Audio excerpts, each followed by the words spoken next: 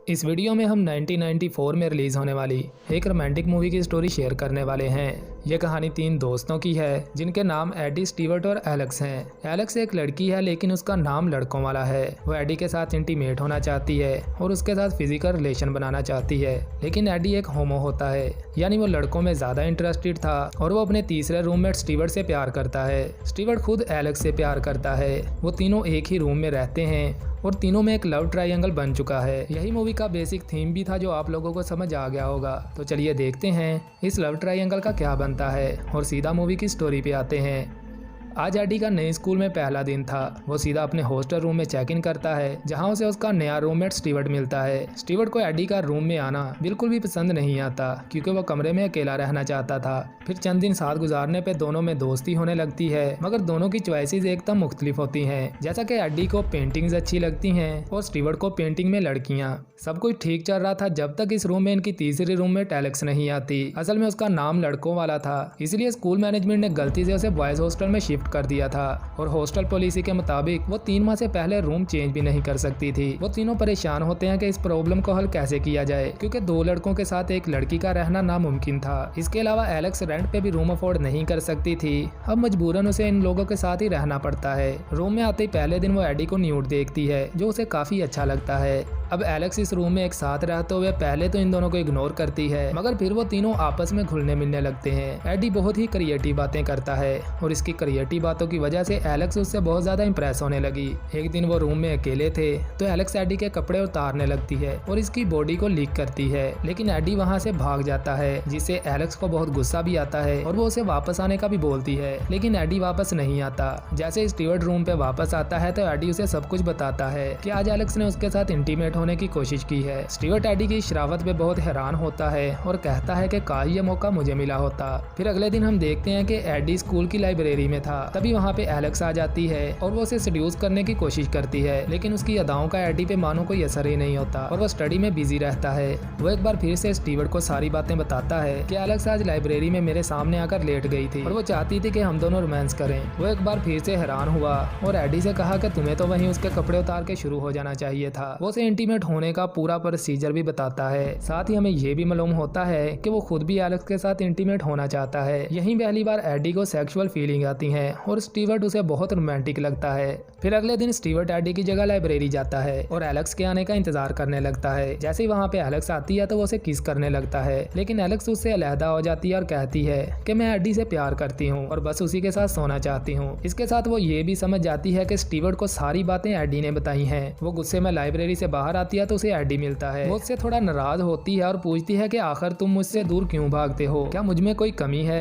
Finally वो Alex को बताता है कि मैं होमो हूँ, मुझे लड़कियाँ अच्छी लगती हैं मगर इंटरकोर्स करना नहीं आता। खैर एडी की बातें एलेक्स समझ जाती है और फिर वो दोनों दोस्त बन जाते हैं। एडी उससे रिक्वेस्ट करता है कि इस बारे में स्टीवर्ट को मत बताना कि मुझे लड़के अच्छे लगते हैं। फिर वो दोनों कैफे जाते हैं जहाँ एडी उसे बताता है मैं आज तक किसी लड़के के साथ सोया नहीं हूँ, पर मैं चाहता हूँ कि मेरा भी कोई बॉयफ्रेंड हो जो मुझे बहुत प्यार करे। स्टीवर्ट एक लापरवाह सा बंदा है जो किसी के सामने भी न्यूड होने में शर्माता नहीं है, पर वो जब भी एडी के सामने कपड़े उतारता है तो एडी के मन में डिजायर जागने लगती हैं। इसके बाद स्टीवर्ट भी ये सब नोट करने लगा था और फाइनली वो एडी से बात करता है, लेकिन एडी उसे साफ मना कर देता है कि ऐसा कुछ भी नहीं है। एक दिन वो तीनों कैफे में थे तो स्टीवर्ट होमोसेक्सुअलिटी के टॉपिक पर बात करने लगता है, जिस पर एडी बोलता है कि जो मजा एक लड़का लड़के को दे सकता है वो लड़की नहीं दे सकती। फिर रात में वो तीनों वॉक पे निकलते हैं तो एलेक्स दोनों से प्रॉमिस लेती है कि आज के बाद हम कभी भी फिजिकल रिलेशन पर बात नहीं करेंगे और ना ही हम एक दूसरे के साथ इंटीमेट होने की कोशिश करेंगे। असल में एलेक्स अभी भी एडी से बहुत प्यार करती है और वो नहीं चाहती थी कि स्टीवर्ट उसे दोबारा फिजिकल होने पे फोर्स करे। खैर वो तीनों वाउज लेते हैं कि हम कभी भी आपस में फिजिकल रिलेशन नहीं बनाएंगे। अब उनकी दोस्ती में हैक्स को छोड़कर सब कुछ अलाउड था, लाइक किसिंग, टचिंग। वो एक दूसरे के साथ सोते, एक दूसरे की बॉडी को कहीं से भी छूते। कभी स्टीवर्ट एलेक्स को बाहों में भरता, कभी एडी एलेक्स को गले लगाता और वो तीनों एक साथ ही सोया करते थे। एक रात एडी और स्टीवर्ट रूम में अकेले थे और वो सो रहे थे, तभी एलेक्स एक लड़के को रूम में लाती है क्योंकि उनकी वाउज थी कि वो एक दूसरे के साथ इंटीमेट नहीं होंगे, लेकिन ये बात नहीं हुई थी कि वो किसी बाहर वाले के साथ भी अफेयर नहीं कर सकते। खैर वो दोनों कोई एतराज नहीं करते और चुपचाप रूम को खाली कर देते हैं। लेकिन जब एलेक्स उस लड़के के साथ कमरे में अकेली थी तो उसे अजीब लगता है क्योंकि उसके दिल में अभी भी एडी था, तो वो उस लड़के को जाने का बोल देती है और फिर वो उन दोनों को भी बताती है कि हम इंटीमेट नहीं हुए और मैंने उसे जाने के लिए बोल दिया। वो बहुत खुश हो जाते हैं क्योंकि वो नहीं चाहते थे कि एलेक्स किसी बाहर वाले के साथ इंटरकोर्स करे। अब वो तीनों एक दूसरे की फैमिली बन चुके थे। इसी बीच स्टीवर्ट की लाइफ में भी एक लड़की आती है, लेकिन जल्दी एडी और एलेक्स की वजह से उनका ब्रेकअप हो जाता है। स्टीवर्ट इस पर सैड होने की बजाय खुश हो जाता है क्योंकि वो तीनों बिना फिजिकल हुए भी एक दूसरे की कंपनी को खूब एंजॉय करने लगे थे। लेकिन स्टीवर्ट अभी भी एलेक्स के साथ फिजिकल होना चाहता है और एलेक्स अभी भी एडी के साथ इंटीमेट होना चाहती है।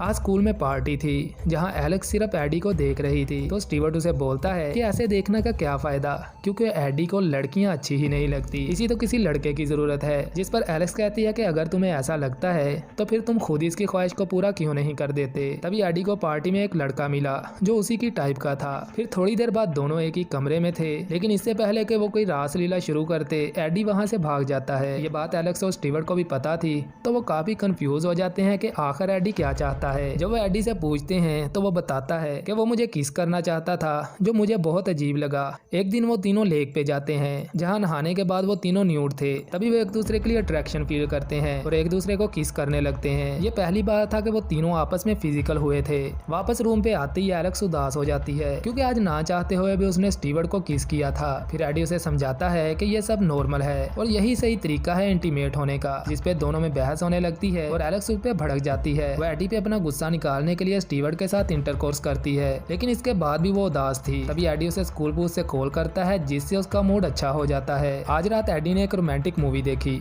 जिससे वो बहुत हॉट हो जाता है और हॉस्टल में आते ही पहली बार वो एलेक्स के साथ इंटीमेट होता है। अगले दिन वो दोनों एक पार्क में थे जहाँ एडी प्रेडिक्शन करता है कि ऐसा लगता है जैसे स्टीवर्ट भी लड़कों में ज्यादा इंटरेस्टेड है, बस वो ये बात बोलने में शर्मा जाता है। एलेक्स को इसकी बातें बेकार लगती हैं, लेकिन एडी कहता है कि मैं आज उससे ये बात जान के रहूंगा। फिर वो स्टीवर्ट से कंफर्म करने के लिए उसे पहले खूब पिलाता है और जब वो पूरे नशे में था तो एडी उसे किस करने की कोशिश करता है, लेकिन स्टीवर्ट एकदम पीछे हट जाता है जिससे एडी का दिल टूट जाता है और वो हॉस्टल से दूर जाकर एक पार्क में बैठकर रोना शुरू कर देता है। असल में उसे अब खुद की समझ नहीं आ रही थी कि वो कौन सी टाइप का बंदा है, क्योंकि वो लड़कों में इंटरेस्टेड है लेकिन वो एलेक्स के साथ भी इंटीमेट हो चुका था। फिर कुछ दिन बाद वो तीनों नॉर्मल हो जाते हैं कि तभी एलेक्स को एक दिन आइडिया आता है कि क्यों ना वो तीनों एक साथ इंटीमेट हों, और फिर वो ऐसा ही करते हैं। चंद दिन बाद एलेक्स एडी को बताती है कि मैं प्रेग्नेंट हूँ। इस बात से वो तीनों बहुत अपसेट हो जाते हैं क्योंकि फिजिकली वो चाहे जितने भी एक्टिव हों वो थे तो बच्चे ही, लेकिन जब वो चेकअप करते हैं तो टेस्ट नेगेटिव आता है, जो कि तीनों के लिए बहुत रिलीज कर देने वाली बात थी। खैर आखिरकार उनकी स्टडी कंप्लीट हो गई और आज तीनों की जुदाई का दिन था। यहाँ मूवी थोड़ी इमोशनल हो जाती है क्योंकि तीनों ने अपनी कॉलेज लाइफ में भरपूर मजे किए थे और वो आपस में बहुत ज्यादा इमोशनली अटैच हो गए थे। पहले वो एलेक्स को अलविदा करते हैं और फिर स्टीवर्ट एडी से अलविदा लेता है और सभी अपनी आंखों में आंसू लिए अपने अपने रास्ते पे निकल जाते हैं। इसके 2 साल बाद वो तीनों फिर से मिलते हैं और आज भी वो अच्छे दोस्त हैं। यहाँ हमें एक बात पता चलती है कि एलेक्स को एडी से मोहब्बत नहीं थी, बल्कि उसे एडी की बातें सुनना अच्छा लगता था क्योंकि वो बोलते हुए बहुत खालस वर्डिंग यूज करता था। खैर इसी के साथ मूवी एंड हो जाती है। तो आज की स्टोरी कैसी लगी और इस तरह के रिलेशन के बारे में आपकी क्या राय है, कमेंट सेक्शन में जरूर लिखिएगा। जाते जाते वीडियो को लाइक कर दें, चैनल को सब्सक्राइब नहीं किया तो सब्सक्राइब कर दें। हम मिलेंगे एक नई वीडियो में एक नई मूवी की एक्सप्लेनेशन के साथ, तब तक के लिए गुड बाय।